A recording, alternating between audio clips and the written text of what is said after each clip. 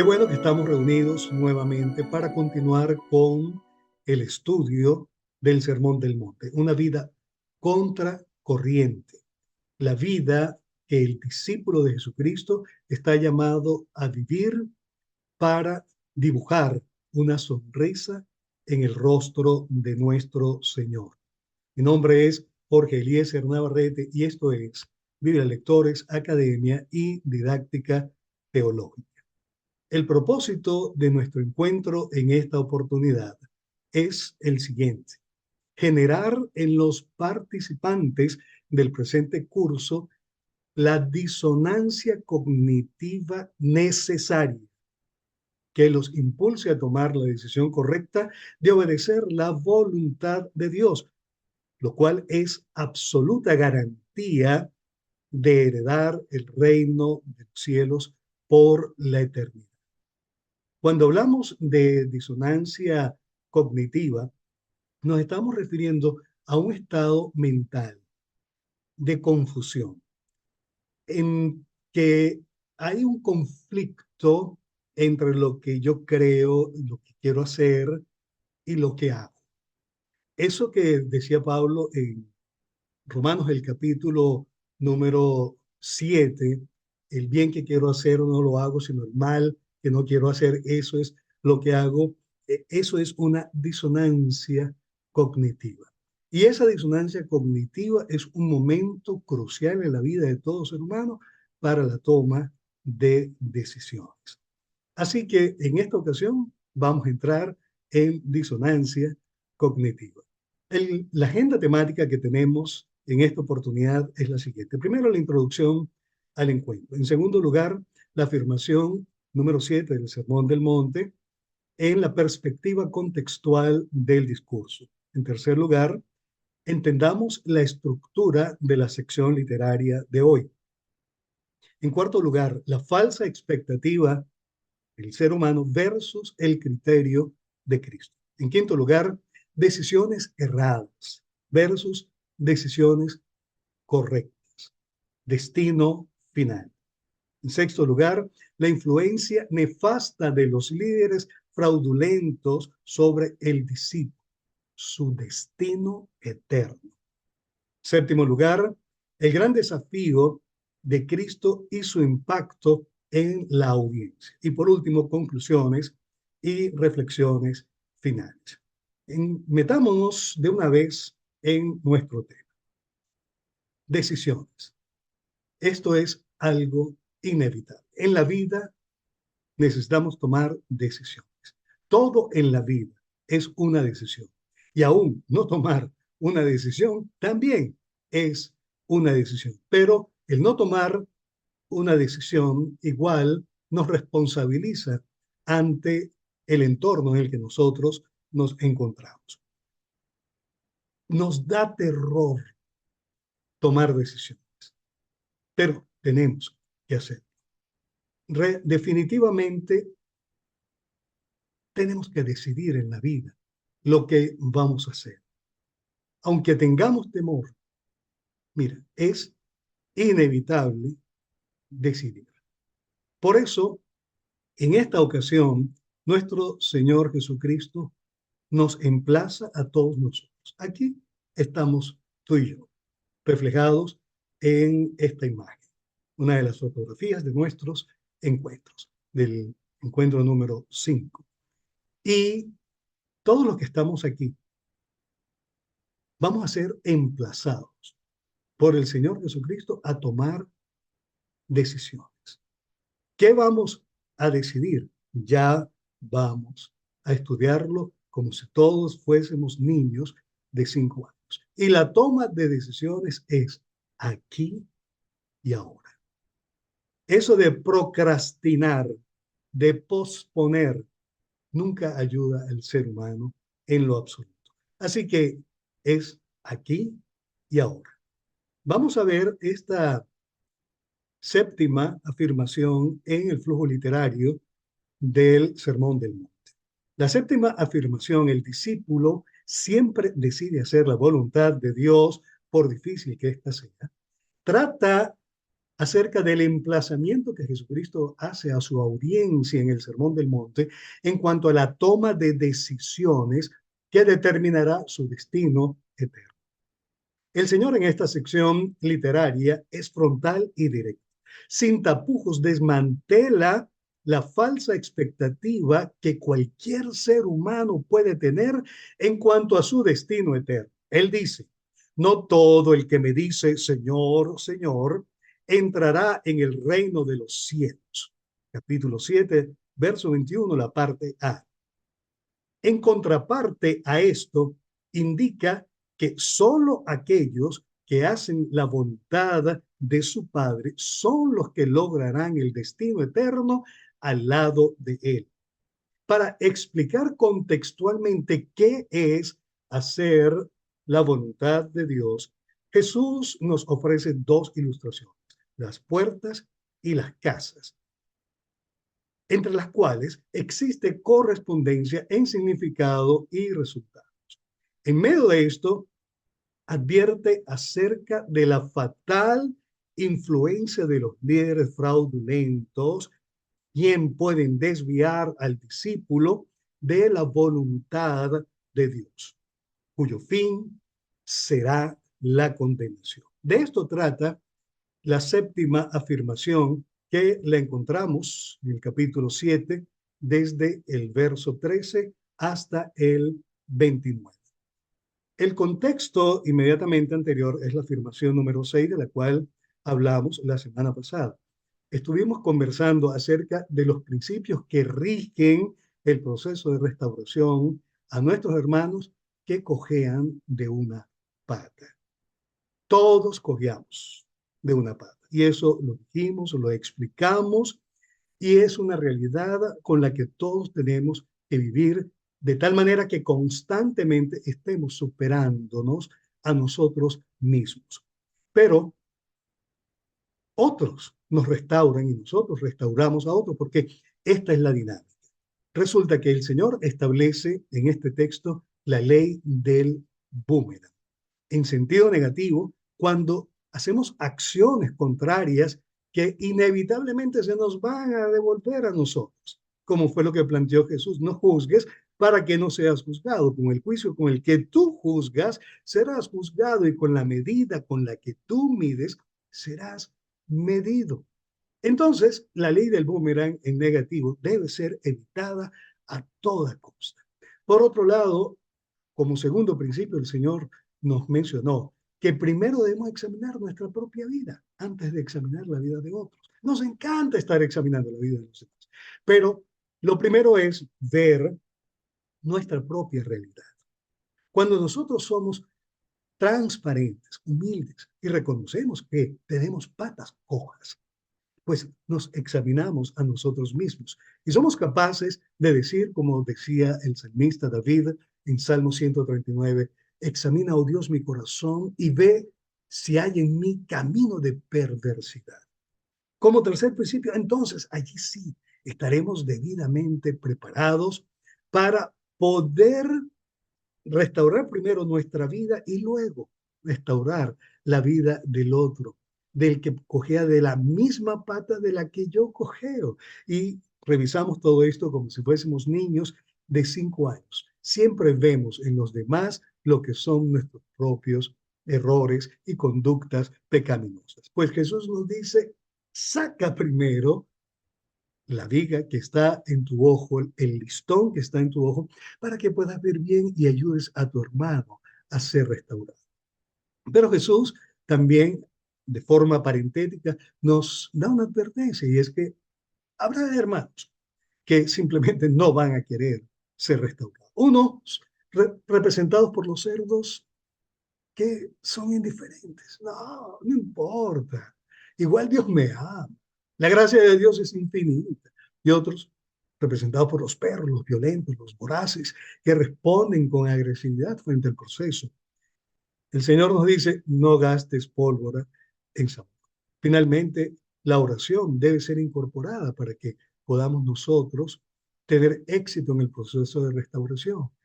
Y ya finalmente Jesús nos decía que necesitamos entonces poner en escena la ley del boomerang en el sentido positivo. Todo lo que nosotros queramos que los hombres hagan con nosotros, así hagamos nosotros con ellos. Porque esto es la ley y los profetas, la firma de Jesús, que indica que esto es así porque sí. Así que de esto trataba la sección anterior. Ahora, el contexto posterior va del capítulo 8, verso 1, hasta el capítulo 9, el verso 38. Ahí encontramos eventos ministeriales que lleva a cabo nuestro Señor Jesucristo. Principalmente, Él lleva a cabo sanidades de distintas naturalezas. E incluso es tan grande el amor del Señor que fue capaz de sanar a la suegra de Pedro. Hay que tener mucho amor para eso, definitivamente, pero lo hizo.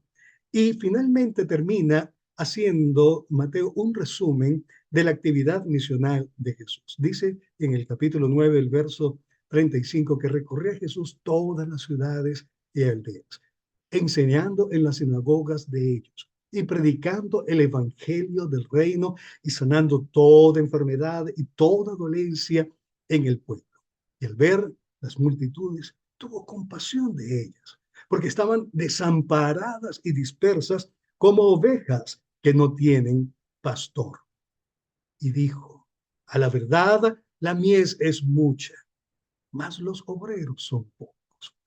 Rueguen, pues, al Señor de la mies que envíe obreros a su mies. La oración no es por la mies. Ese no es el problema de Dios. El problema de Dios es la carencia de personal para ir a la mies y rescatar a la gente que necesita a Jesucristo. Por eso la oración es para que Dios envíe obreros a su mies.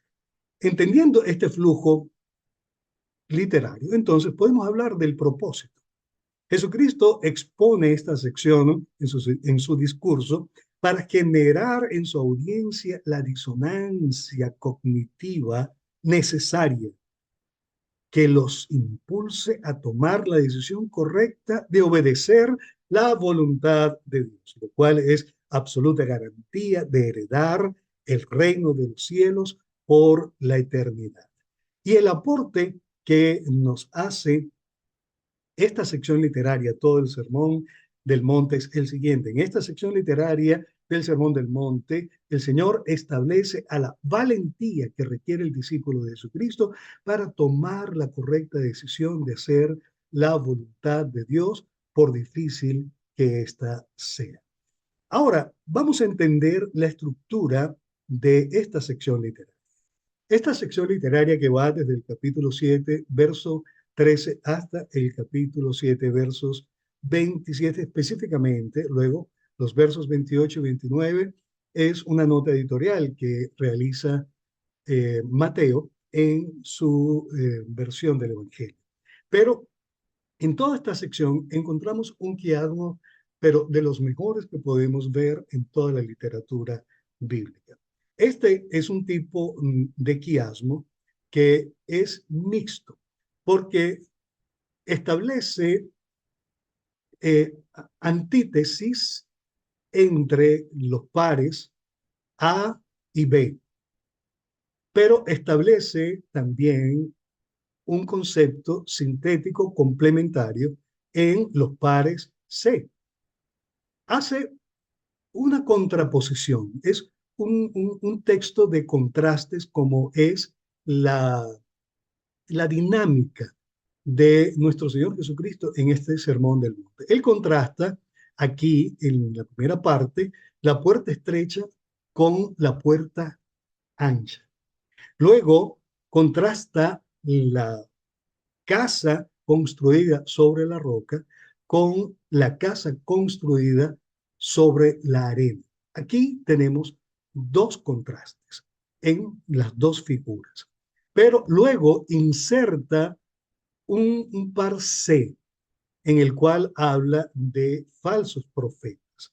Y estos falsos profetas en sí mismos desarrollan un tipo de pares sintéticos complementarios. Es decir, que en el capítulo 7, verso 15 al 20, vamos a encontrar una declaración que Jesús hace, que es una advertencia. Cuídense de los falsos profetas, porque son gente que pueden complicarle la vida a los seguidores de Jesucristo.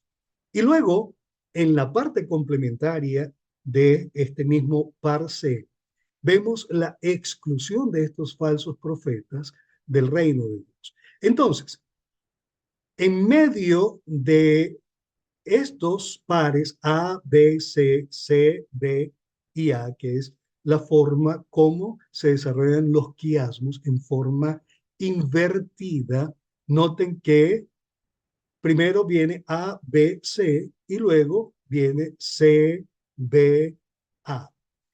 Esto es una belleza desde el punto de vista literario. En medio de estos pares existe un par X, una sentencia X, que es el mensaje central que nos comunica el Señor Jesucristo en esta sección literaria. La verdad fue que el Señor finalizó con broche de oro desde el punto de vista del contenido teológico, transformacional, pero también desde el punto de vista literario.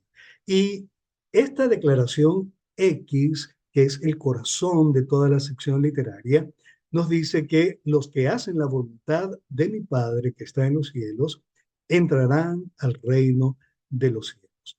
Ahora, noten que los pares ahora, dentro de esta inversión que el Señor hace de los pares, noten ahora que existe es un concepto sinónimo. La puerta ancha, capítulo 7, el verso 3, se corresponde exactamente igual con la casa sobre la arena de la propia opinión del ser humano.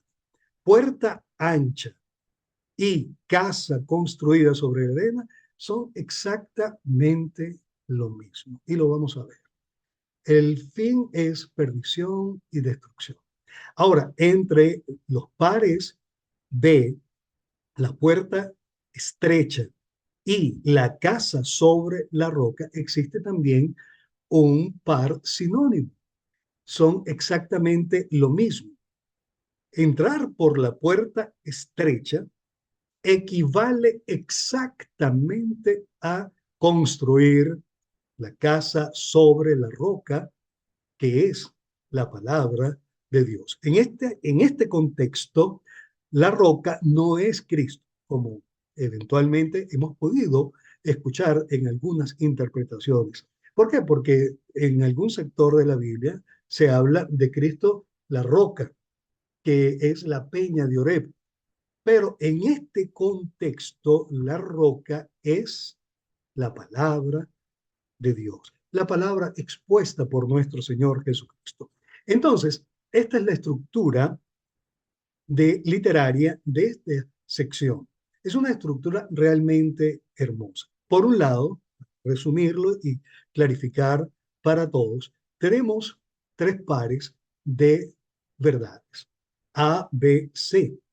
Entre A y B existe un contraste.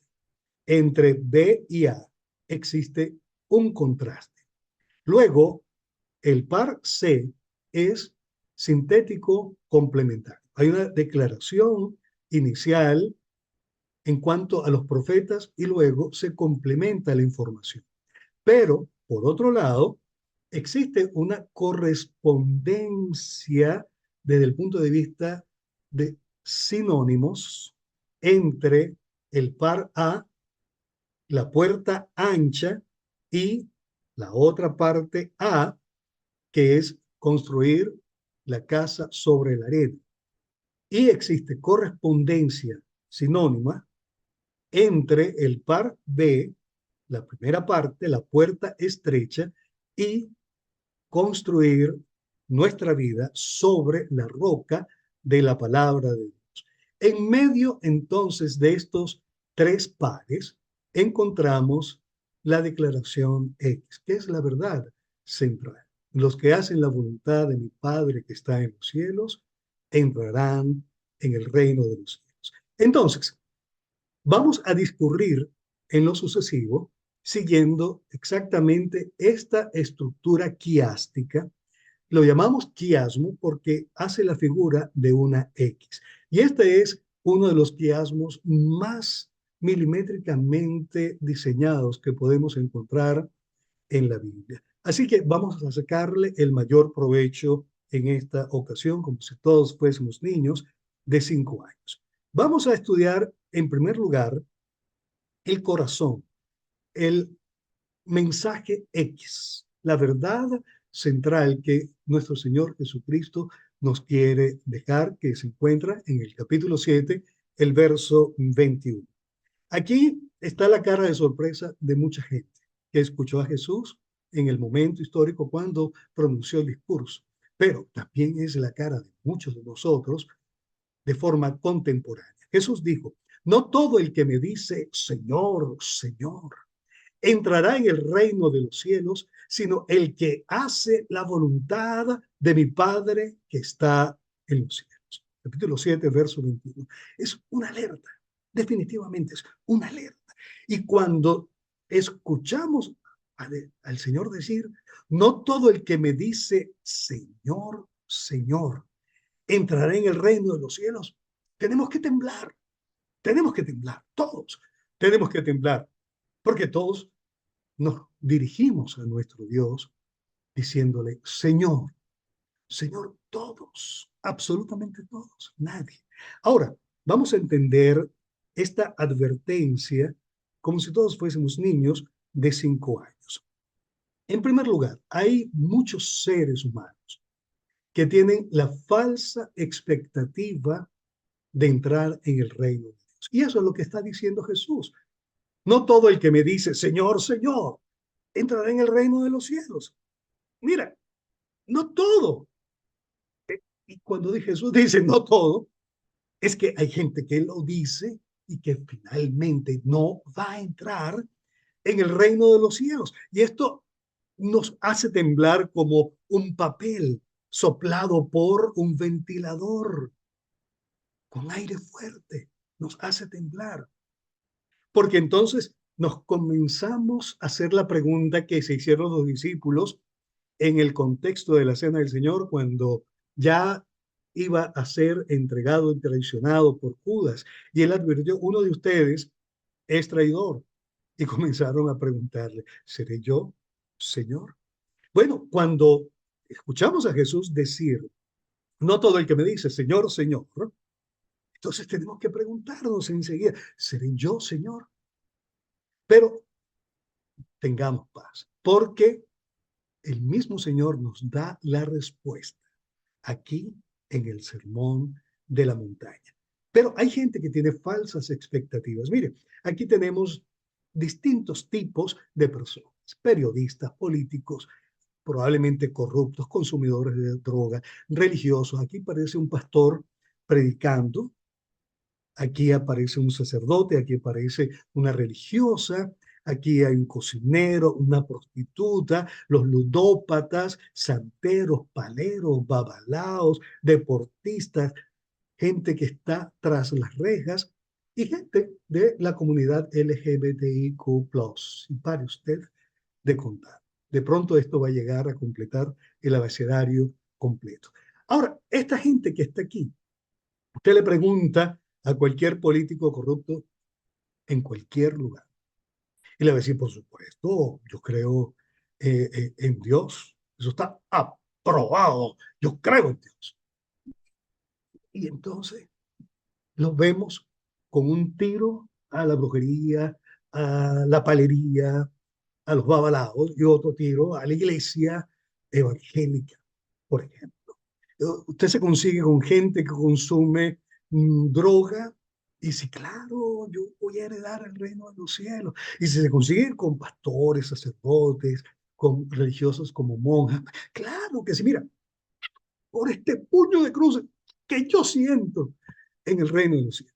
Y le pregunta a cualquiera de ellos, hasta estos brujos, babalaos, paleros, santeros, espiritistas, y te va a decir, pues, claro, yo voy a entrar al reino de los cielos. Bueno, Jesús dice que esta gente tiene falsa expectativa.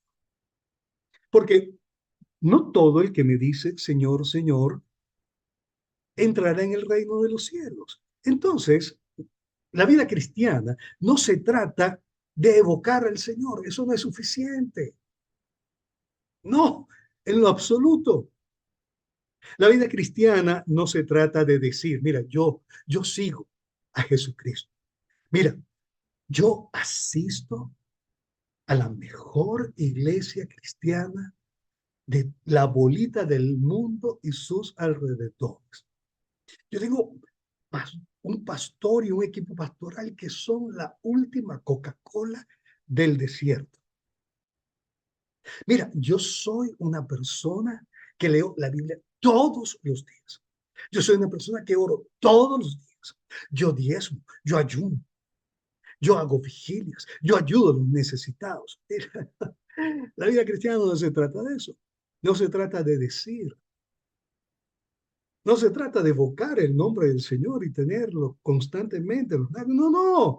Es un error pensar que la vida cristiana se trata de decir. E incluso, con el respeto de todos, la vida cristiana no se trata de decir que yo conozco a Cristo, que tú conoces a Cristo. Ya veremos cuando entremos en el par C de los profetas, los falsos líderes religiosos, que no se trata de que yo diga que yo conozco o que tú conoces a Cristo. Se trata es de que Cristo me conozca a mí y te conozca a ti. Este es el kit de la vida cristiana. Que Jesús nos conozca a nosotros.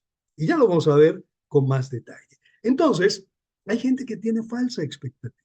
Gente que cree que porque menciona a Dios y lo tiene en sus labios y Dios te bendiga y el Señor te ampare y te guarde, pero que no se le olvide dónde te guardó, creen que tienen vida eterna. Es una falsa expectativa. ¿Cuál es la realidad? ¿Cuál es el criterio de Cristo? Jesús dijo, sino el que hace la voluntad de mi Padre que está en los cielos. Ese es el que entra. No el que dice, el que hace. La vida cristiana no se trata, vuelvo e insisto, de decir.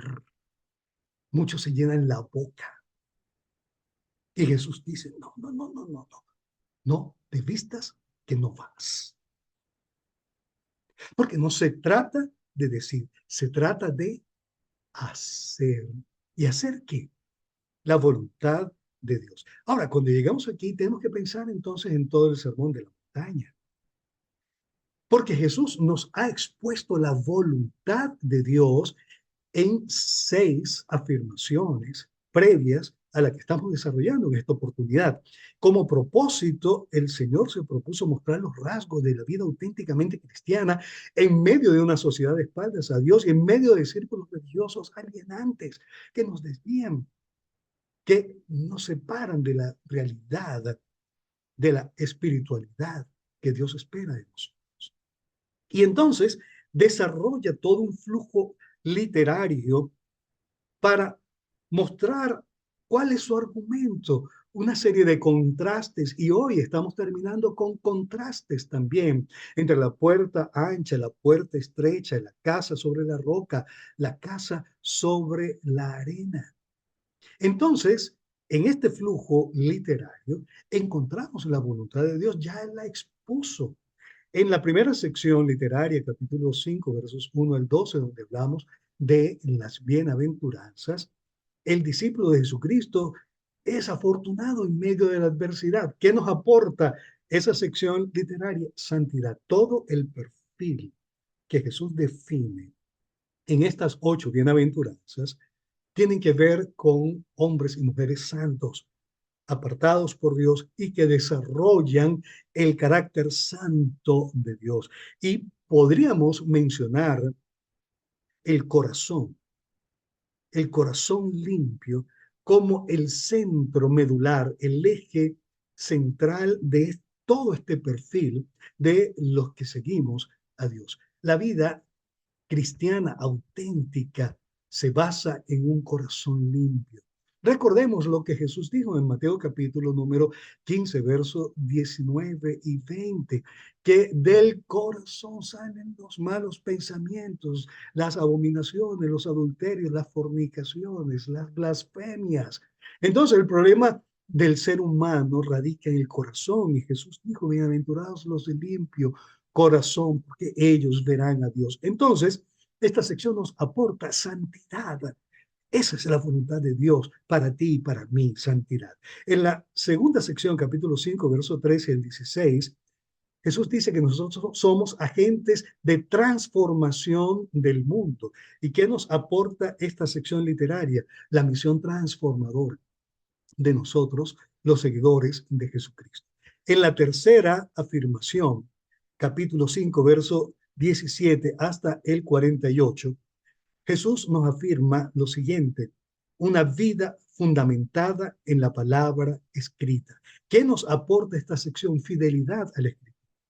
El discípulo sabe reconocer la tradición oral, las tergiversaciones que han hecho pseudo maestros, pseudos líderes religiosos de la palabra de Dios, que desvían al discípulo.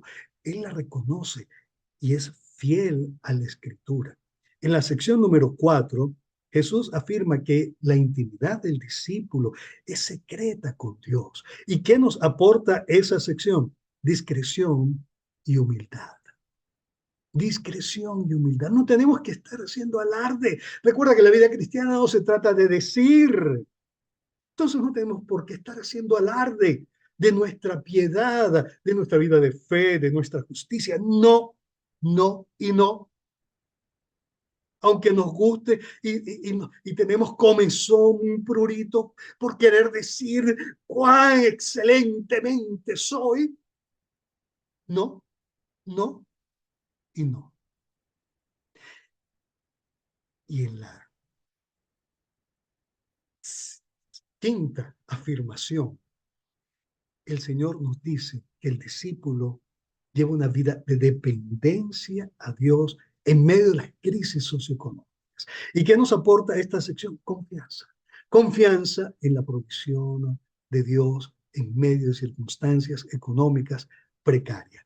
Y en la sexta afirmación que vimos la semana pasada, el Señor dice que el discípulo tiene relaciones fraternas sanas, en el capítulo 7, verso 1 al 12.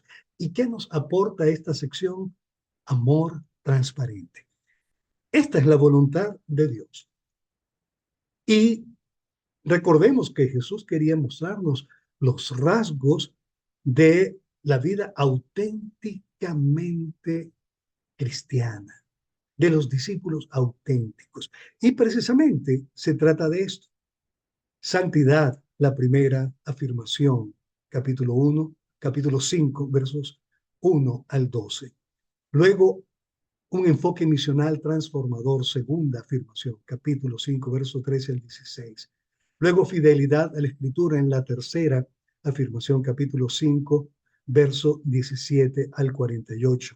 Luego, discreción y humildad en la cuarta afirmación, capítulo 6, verso 1 al 18. Luego, en la quinta afirmación, confianza en el sustento divino, capítulo 6, versos 19 al 34.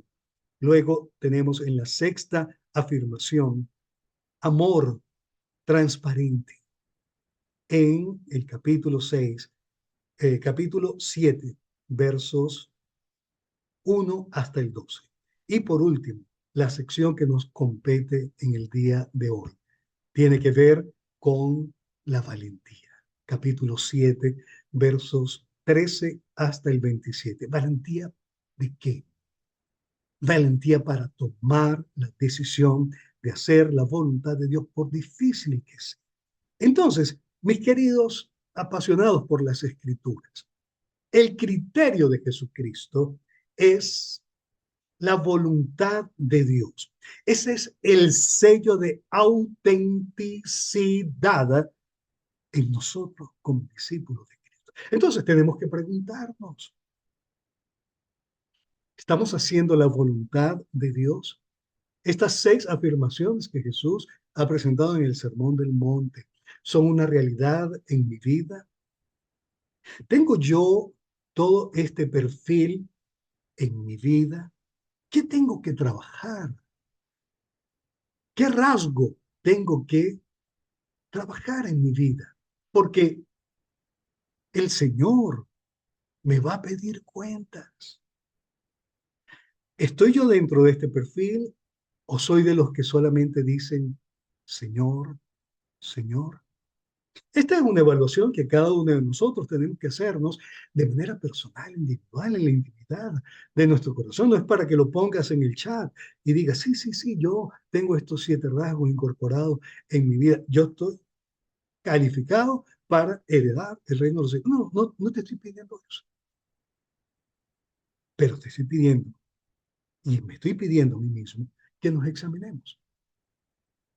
¿Son estas 6 afirmaciones una realidad en mí? ¿Qué tengo que trabajar? ¿Qué rasgo tengo afirmado en mi vida? ¿Qué rasgo no tengo y necesito incorporarlo? ¿Qué rasgo tengo, pero allí, a media asta?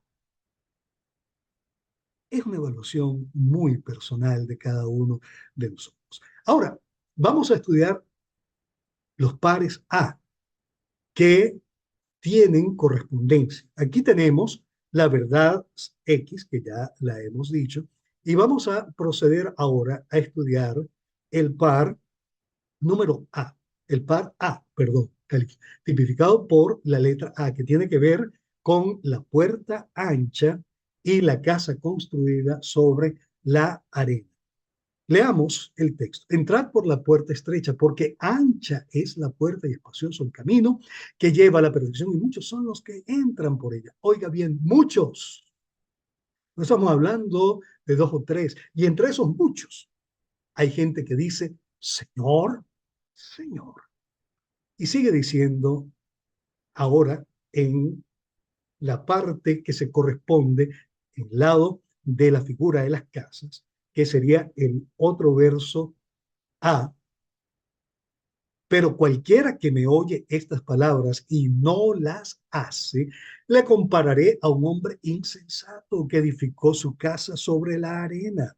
Y descendió la lluvia, y vinieron los ríos, y soplaron los vientos, y dieron con ímpetu contra aquella casa, y cayó. Fue grande su ruina. Capítulo 7, versos 26 y 27. Ahora, vamos a entender qué ocurre con este par A. Hay correspondencia sinónima entre estos pares. Es lo mismo, pero dicho con figuras diferentes. Cuando hablamos de la puerta estrecha y de la casa construida sobre la arena, aquí tenemos la figura, estamos hablando de un camino lleno de vicios, placeres, ocultismo, santería, envidias, intrigas, vanidad, mentiras, egoísmo, astrología, horóscopo, un montón de cristianos que están pendientes de Hermes y del arquitecto de sueños y otros más. Malos pensamientos, críticas, juicios, condenación, calumnia, inmoralidad, lascivia, violencia, avaricia, odio, venganza, idolatría, criminalidad, delincuencia, prostitución, homosexualidad, adulterio, corrupción, libertinaje, oportunismo, malas intenciones, ira, enojo, maledicencia, deshonestidad, hipocresía, doblez, depresión, frustración, mal humor, autodestrucción, desesperanza, rencor, arrogancia, orgullo, deterioro integral. ¿Y cuál es el resultado de entrar por la puerta ancha y su camino espacioso, por el cual entran muchísimos, incluyendo aquellos que dicen Señor, Señor, o algunos de los que dicen Señor, Señor, o de aquellos que construyen la casa sobre la arena? Perdición, absoluta perdición. Ese es el resultado, no es otro, perdición. Entonces, cuando se trata de hacer la voluntad de Dios, el Señor nos pone ahora a decidir. Nos pone entre la espada y la pared. O corres o te encaramos. Aquí está la puerta ancha y aquí está la arena para que construyas tu vida. Te vas a ir por allí. Mira, muchos son los que entran por ella. Hay gente que le gusta el río de gente. Bueno, veamos la otra parte.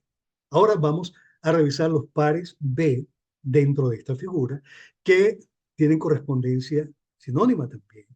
La puerta estrecha y la casa construida sobre la roca, que es la palabra de Dios. Nunca olvidemos esta verdad central, que los que hacen la voluntad de mi Padre que está en los cielos son los que entrarán en el reino de los cielos. Vamos a leer el texto, porque estrecha es la puerta y angosto el camino que lleva a la vida, y pocos son los que la hallan.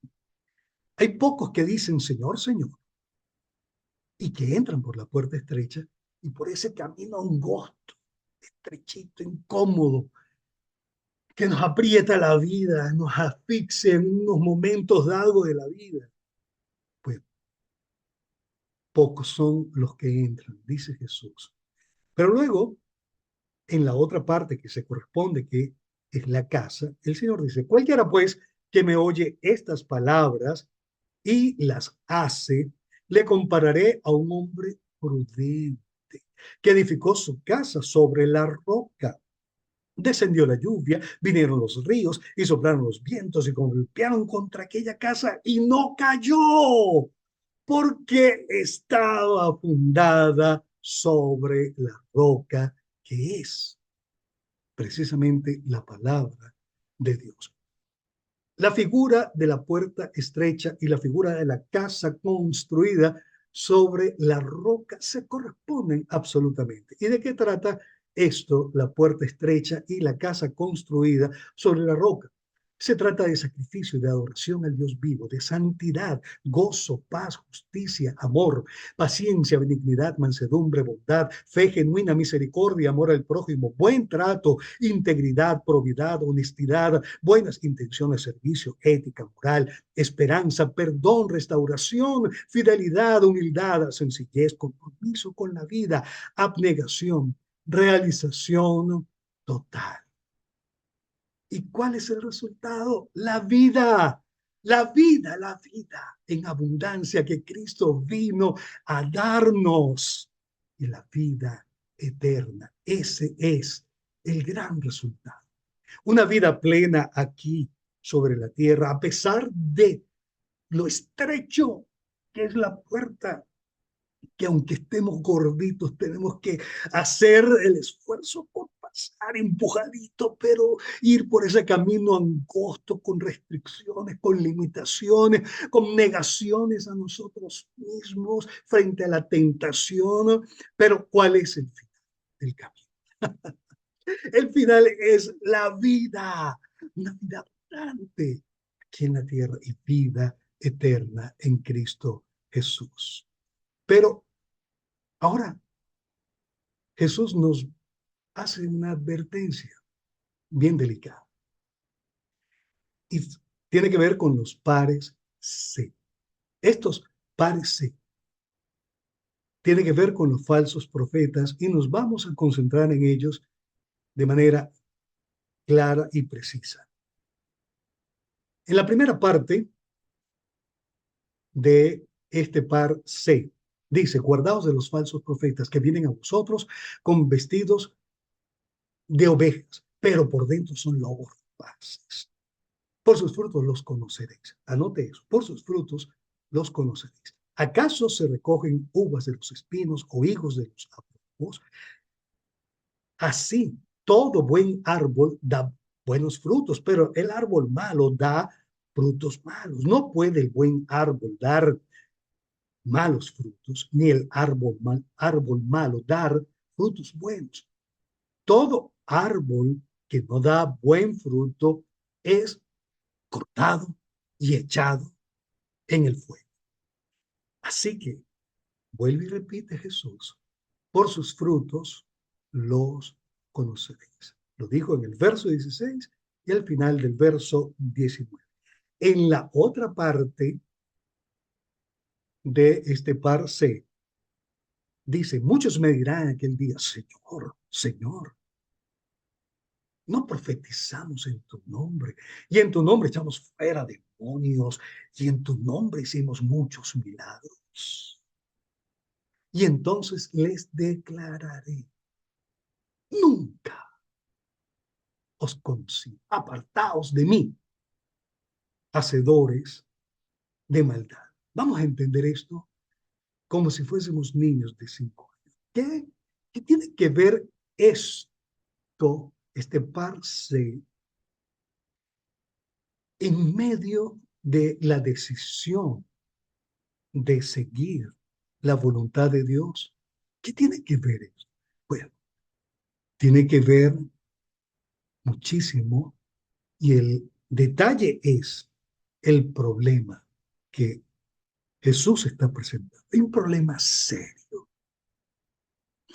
Miren, existen líderes falsos que perjudican al discípulo, absolutamente falsos. Vidas completamente falsas. Son lobos rapaces, pero disfrazados de ovejas. Y esto siempre ha existido. En el momento histórico de Jesús había líderes fraudulentos, escribas, fariseos. Jesús dijo, si la justicia de ustedes no fuese mayor que la de los escribas y fariseos, no entrarán en el reino de los cielos. Jesús ya lo había advertido. En el siglo I había apóstoles falsos y Pablo los denuncia. En la carta a los Corintios, Pablo dice, mire que hay apóstoles falsos. Ya en el siglo I, escúchame esto, en el siglo I ya había apóstoles falsos, lobos rapaces vestidos de ovejas.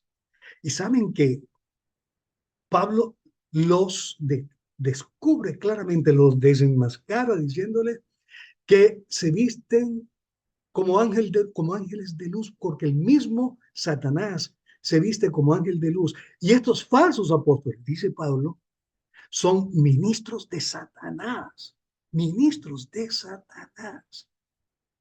Pablo denuncia esta realidad tétrica que había ya en el siglo I. Imagínense ustedes ahorita en el siglo XXI, que existe la apostolitis, la profetitis. Todo el mundo quiere ser apóstol, todo el mundo quiere ser profeta. Yo no digo que no existan estos ministerios, claro que existen y hay suficiente evidencia bíblica al respecto. Pero así como existen apóstoles verdaderos, como era Pablo, que era el número 13 o el número 14, porque Bernabé o era el 13 o era el 14, o Pablo era el 13 o era el 14. Cuando usted lee Hechos capítulo 14, el verso 14, Lucas comenta claramente que la gente se volcó sobre los apóstoles Bernabé y Saulo. Entonces, no podemos restringir el asunto a 12, y hay evidencia bíblica, pero no tengo tiempo para hablar al respecto, pero sí hay sólida evidencia bíblica que existen estos ministerios actualmente.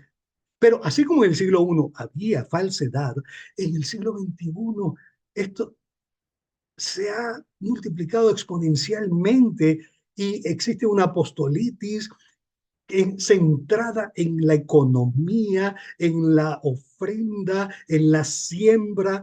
Pacta, pacta, y los únicos que prosperan son estos desgraciados apóstoles fraudulentos que tienen engañados a los discípulos. Y Jesús me inserta esto aquí, dentro de este flujo literario de la voluntad de Dios, para decirles, miren, muchachos, yo sé que ustedes tienen un buen corazón, buenas intenciones, son la octava maravilla del mundo, pero mira, hay unos bichitos por aquí. En el siglo I y en el siglo XXI van a haber muchos más bichitos multiplicados exponencialmente que les van a destruir la vida con enseñanzas falsas, con doctrinas erradas, y esos vientos de doctrina los van a envolver a ustedes como en un torbellino, en un twister, y no van a saber qué hacer cuando ya se vean en el ojo del huracán. Cuidado con esa gente. Por sus frutos los conocerán, dice Jesús. Y ese es la prevención. ¿Cuáles frutos? No solamente frutos de su vida, sino frutos de sus énfasis, frutos de sus falsas doctrinas, frutos de estridencias, como la comercialización con la palabra de Dios, con una vida de opulencia, de lujo. Mire, yo le voy a decir la verdad. Yo he tenido la opulencia ministerial aquí en mis ojos. He caminado en alfombras de piel de oso polar, blanca, en las que he tenido que quitarme el calzado. ¿Por qué? Porque he tenido la oportunidad de ir a predicar en muchos lugares en el mundo entero y he tenido que enfrentar situaciones que lamentablemente son pecaminosas en la vida del liderazgo porque están dañando la vida de los discípulos. Y yo he olido, he palpado la opulencia cristiana, ministerial. No la he vivido y gracias a Dios quiero jamás ni nunca vivirla. Pero he estado al frente de esa realidad y sé de lo que les estoy hablando. Sé de lo que estoy hablando. Estos líderes son gente que dañan al pueblo de Dios. Y Jesús dice, mosca, mosca, mosca. Hay tanta falsa enseñanza que corre hoy por las iglesias, por las redes sociales. Dios mío, en estos días vi algo tan descabellado. Y mire, usted no tiene la idea de la cantidad de likes que tenía un post de un joven que había descubierto que Venezuela es la reina del sur.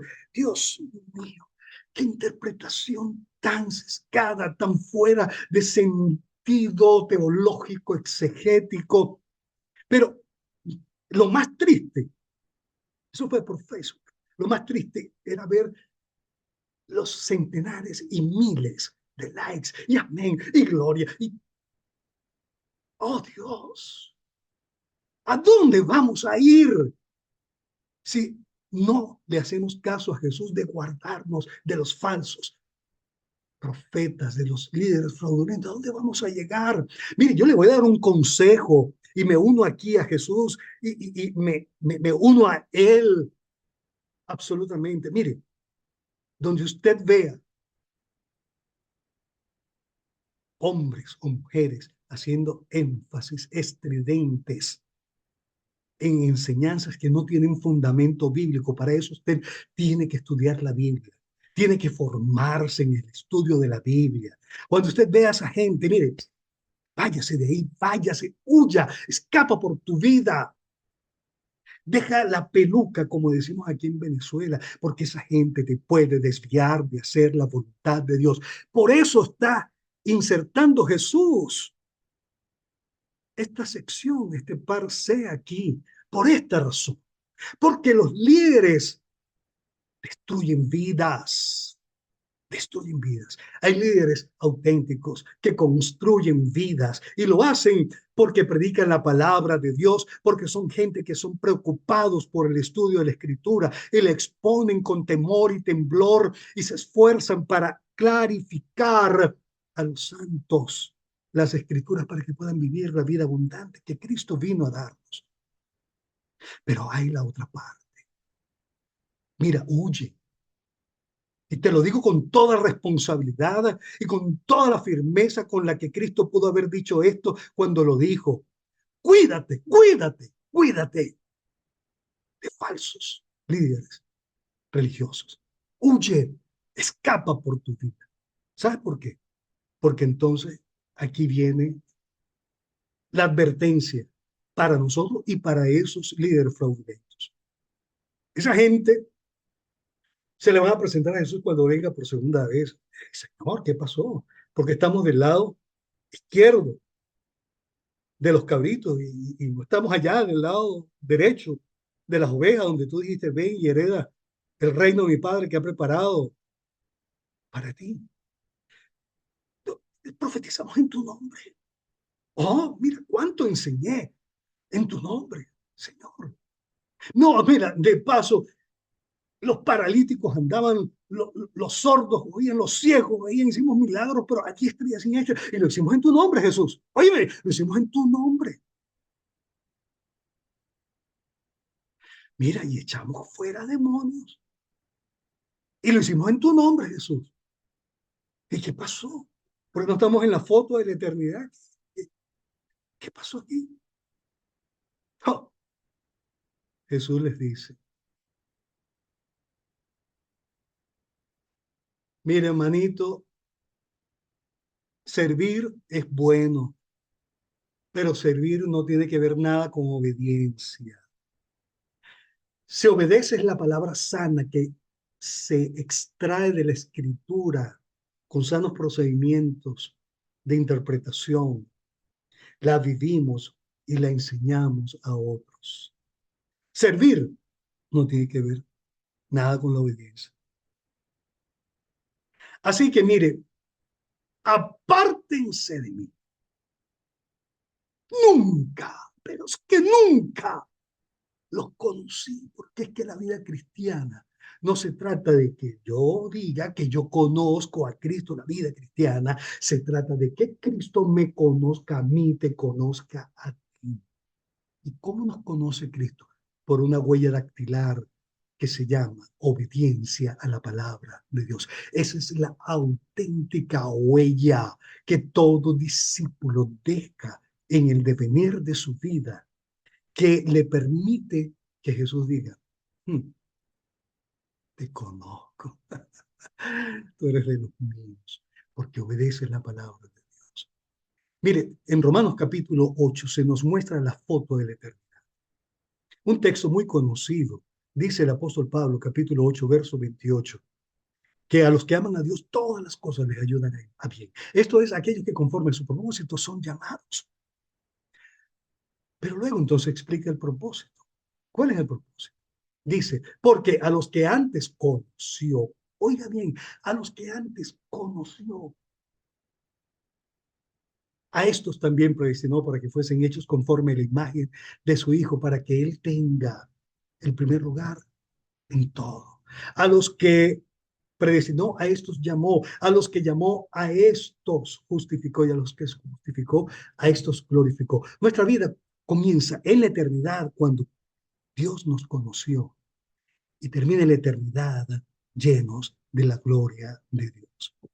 Capítulo 8 de Romanos, versos 28, 29 y 30. Entonces, la vida cristiana no se trata de que yo conozco a Cristo, olvídate de eso, olvídate de eso. La vida cristiana se trata de si Cristo me conoce a mí, si me conoce desde la eternidad y me conoce aquí en el periodo del tiempo y del espacio, donde me llamó y me justificó para que haga la voluntad de Dios. Ese es el sello de autenticidad que garantiza la vida eterna. Así de sencillo, mis queridos hermanos. Por eso, a estos líderes fraudulentos se les aplica este famoso dicho que dice, la mona, aunque se vista de seda, mona se queda. Estos líderes se disfrazan de ovejas y te embaucan, entran en una fase de mareo evangélico y te dicen, y levanta tus manos, y aleluya, y santo Jehová. Entonces, en la emoción, aquí está el Espíritu de Dios, tiembla. Fíjate de eso. Creo en la presencia de Dios y en el poder del Espíritu y en el poder quebrantador de la palabra de Dios. Y Dios me es testigo.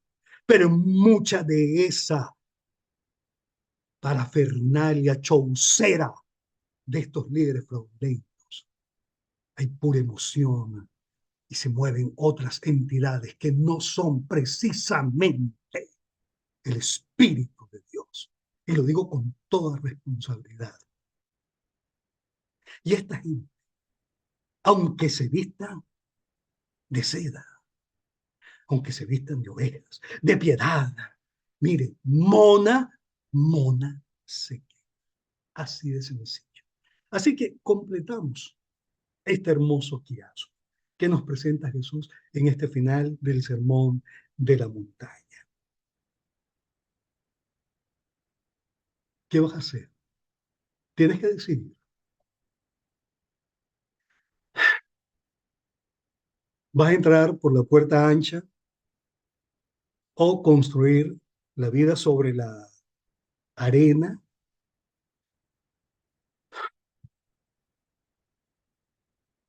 ¿Quieres mantenerte en la ola de modas evangélicas que te hacen sentir chévere, caminando sobre la unción?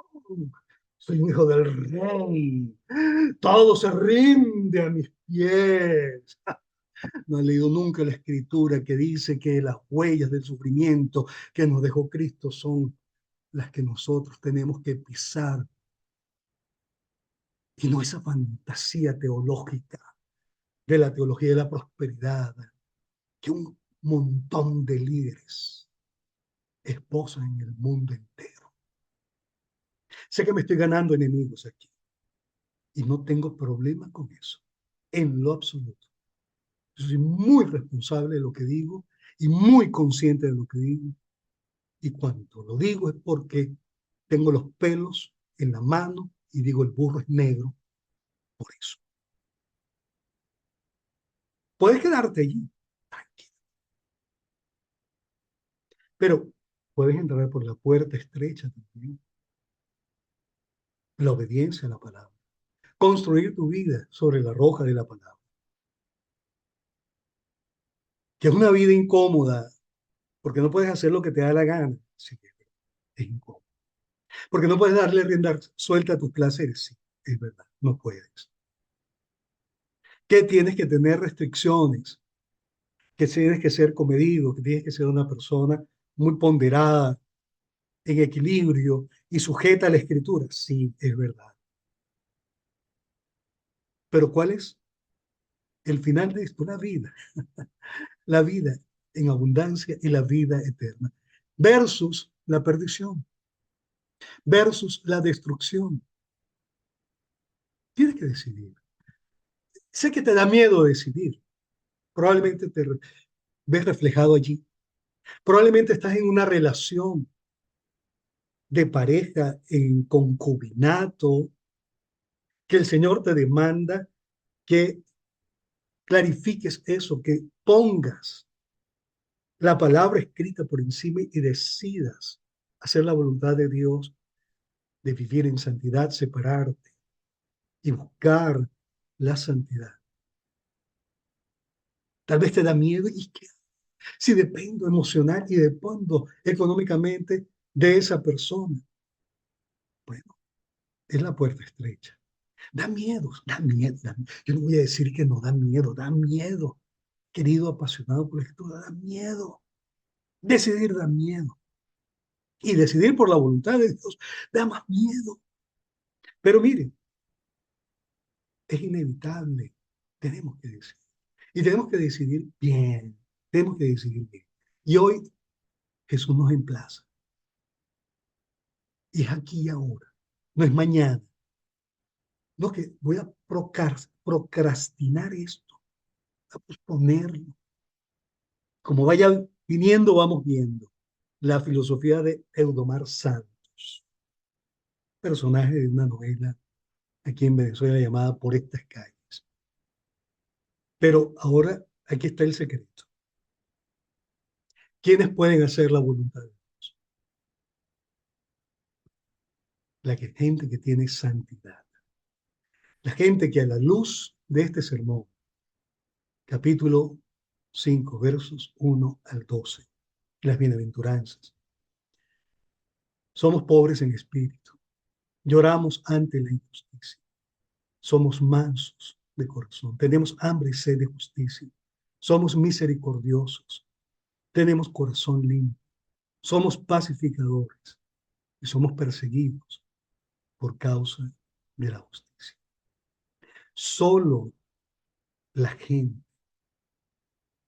que fue conocida por Dios en la eternidad y que tienen instalado el software en su vida de la santidad por la obediencia a la palabra, esa es la gente que puede decidir por la voluntad de Dios. Hemos finalizado. Hemos finalizado nuestro estudio del Sermón del Monte.